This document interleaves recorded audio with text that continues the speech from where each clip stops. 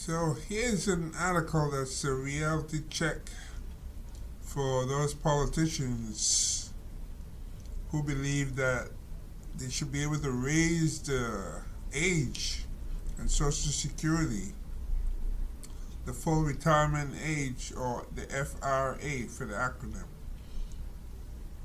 And they say, well, we're not going to raise it on you guys who are already old or in your 60s, or we're going to raise it and those who are in their 20s. So if you're 20 years old right now,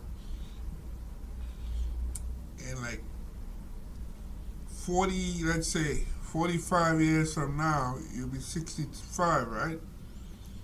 Most people who are 20 years old, they're not going to think that far ahead. I never used to.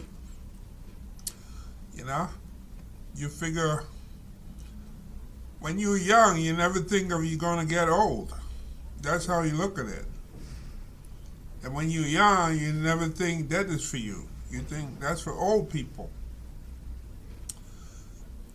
But the thing is, as you get older, you're going to get some of the same ailments and so forth, and you're going to run into what you call job discrimination. So that means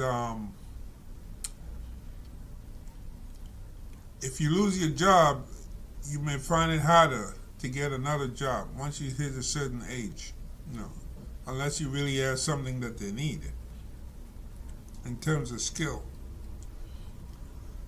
So we see that during the pandemic, some people lost their jobs during the pandemic, but they were in that age group where they were much older.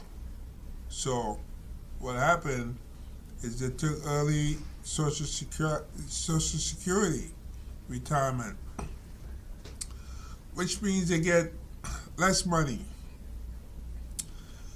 So there was a lady I worked with last year. She told me that her ex-husband, that is, he had lost his job during the pandemic, and he went and he took Social Security, early Social Security. Figure, well, he's near that age. And he said he can't really live on that money. See? Because he took it before the full retirement age. And he's complaining that he can't survive on that. And she told him, well, you're going to have to get another job. So imagine that. You're older and you're looking to see if you can find another job. And that's if somebody's willing to hire you too. So here's my point here. Let me get to this article.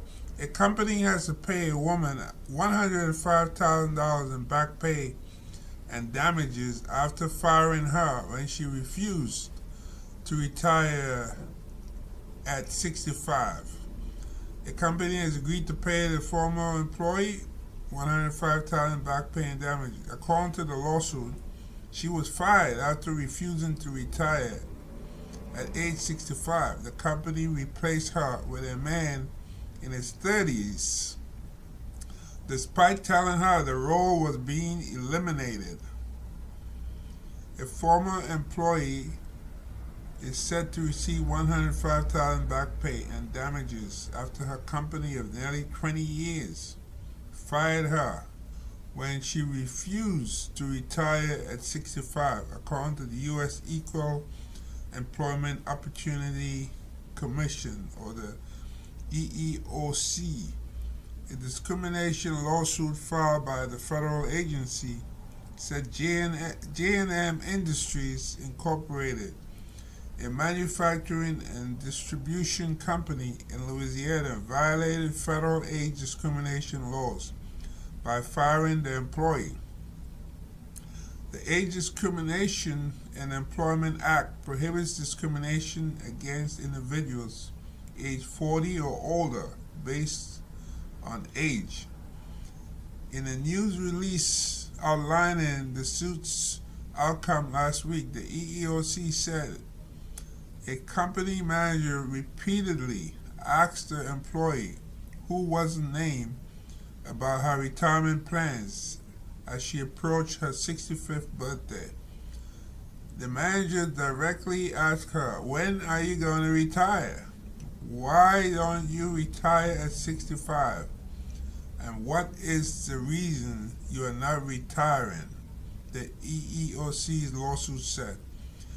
When she told the company she had no immediate plans to stop working, the company informed her that her role as a purchasing agent, right, was being eliminated due to economic uncertainty, the federal agency said. But the EEOC said the company hired a man in his 30s for the same role, which it had claimed to be eliminated within a month. You see how these companies can get away with stuff? And sometimes they do get away with it. In this case, the evidence was against them. That's why they lost. But usually they do get away with stuff like that when they're very careful and know to cover their tracks. So the Miami Herald reported that the company denied firing the woman because of her age, saying the 39-year-old replacement had broader, more significant duties than she did. Yeah. All right. The company said comments made about her retirement plans were either stray remarks or were related to succession planning, per the Miami Herald. Under the 3-year consent decree settling the suit, the company agreed to pay $105,000 in back pay and liquidated damages, provide training, revise policies, provide regular reports to the EEOC, and post a notice affirming compliance with the ADEA law. The EEOC filed a suit in the Eastern District of Louisiana. This resolution serves the public interest, Rudy Sastaita, the regional attorney for the EEOC Houston District Office, said in a statement. It provides relief for the former employee and will help protect others from age discrimination, he said. We are pleased that the EEOC and J&M Industries were able to reach this resolution. J&M Industries didn't immediately respond to a request for comment from Business Insider, which was sent outside operating hours. So the reason I'm reading this article is because you hear politicians like Nikki Haley say, well, she wants to solve the problem of Social Security. They keep saying, oh, it's going to run out of money. There won't be enough money. Like 30 years ago, I remember I reached the cap, right? Whereby the money, and it was like, I think around $55,000. And after that, they didn't used to take out Social Security from me anymore. Now that makes me sound like a rich person, a well-paid person. But that's how it was. It was that low. Now I think it's 100 and something thousand. So since then they raised it. And that's the way you solve this problem. The whole idea that, people who are in their 20s, because the reason they're picking people in their 20s is because most people in their 20s, they don't vote and they don't pay attention to stuff unless it's entertaining to them to make them laugh. They're not gonna pay attention. Even if you're planning something that can kill them in broad daylight, they're not gonna pay attention. It has to be amusing. So that's why politicians can talk like that. They can say, oh, the people in their 20s, these are the ones, by the time they reach that age, the age is going to increase. So therefore, maybe when they're 70 years old, that's when they could first take full retirement, the FRA, for Social Security. You see, but the point is, if you get fired or you lose your job, like the man I was talking about earlier, the woman who told me her ex-husband, he had lost his job. Okay, you can't find a job. That means you're forced to take Social Security. You may be able to get it. Let's say 62 and up. 62 and up, you can take Social Security, but you're not going to get a lot of money. You're going to get like much less money per month. That's not going to help you. If you can get a bigger check and you can wait to what the full retirement age, then that'll be much more beneficial to you. But if you lose your job and you got no choice, then what's going to happen to you is you're going to happen like what this politician is suggesting, that you'll be forced to wait until you're much older to collect Social Security. Okay. Most people don't have the luxury or the money sitting around to wait to collect their full Social Security at a certain age and say, I'm going to wait until I reach a full retirement age and then I'm going to be just using money for my savings. It doesn't really work that way. I mean, some people can do it, but that's not how it's usually done. So the whole idea is that if you come out with, you increase the full retirement age to collect Social Security, and an older person loses his job, let's say at age 62, and he tries to get a job, he's competing with other people, younger people. Chances are it'd be very hard for him to get a job, and it'd be very hard to prove age discrimination too. That's not easy to prove, that somebody discriminates against you. In this article here, it was much easier to prove because they kept bothering the woman and saying, when are you going to retire, Or they kept pushing her that you should retire. And they said, well, your job was eliminated, because of economic pressures. And then they went out and hired a guy, 30-something years old, doing the same job. And they said, he's taking on a lot more responsibilities. That's not true. So they didn't really cover their tracks. That's why they lost. But most companies who want to really engage in age discrimination, and most of it, she had a job already. That's a big difference.